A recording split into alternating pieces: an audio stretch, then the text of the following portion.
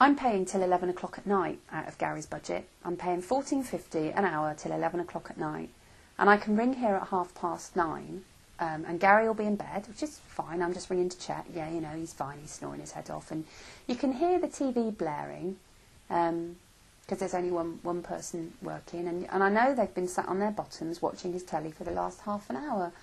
And I know that. And I could accept that. That would be fine.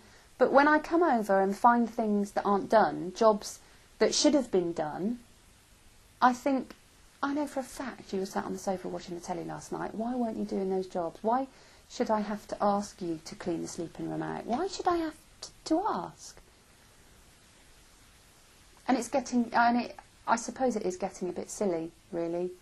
I don't come in and count every biscuit that's in Gary's kitchen, but they eat his food. And I find that really, I mean, he lives on benefits, which is it's a really small amount, and they eat his Weetabix. No, they're his, not theirs. They eat his Weetabix. I mean, fair enough if they're hungry, but nobody thinks to say, oh, I'll ask about that, because this is Gary's home and that's Gary's food.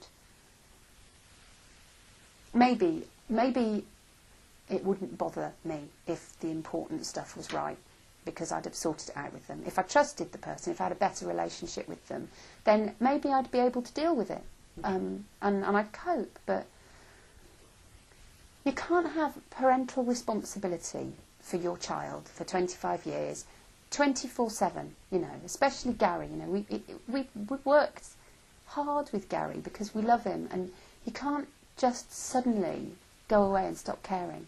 You never stop being a parent.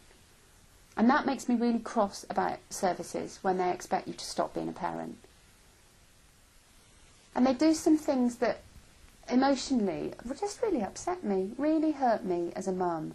Like at Christmas, they used all of Gary's art materials with him, I think, to make gifts for all of his friends. But no one thought to support him to make anything for Mum and Dad. There was nothing. And that hurt me to the core. The reason we've done all this for Gary, to live in his house and be independent and not have Mum and Dad topping you up 20 or 25 quid a week so he can live here, is so that it's sustainable, you know, so that when we're gone, he'll still be all right. But we've got real problems with money, really. I mean, we were talking about retiring the other day, 10 years' time, if we retire. At the moment, the costs of electricity in this house are out of control. They really are. And they're not working with us to try and put it right.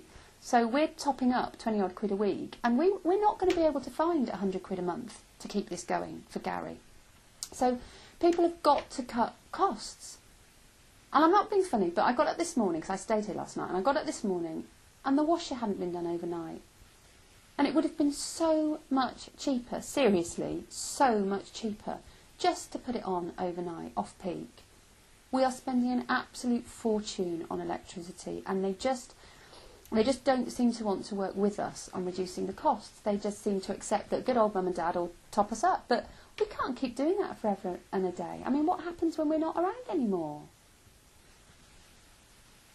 And at the end of the day, I want value for money.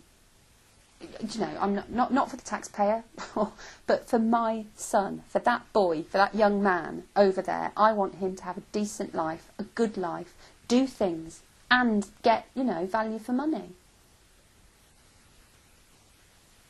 I think I want to put this in perspective, because I've spent a lot of time moaning about the agency. But at the end of the day, they're always here on time. They always are covering.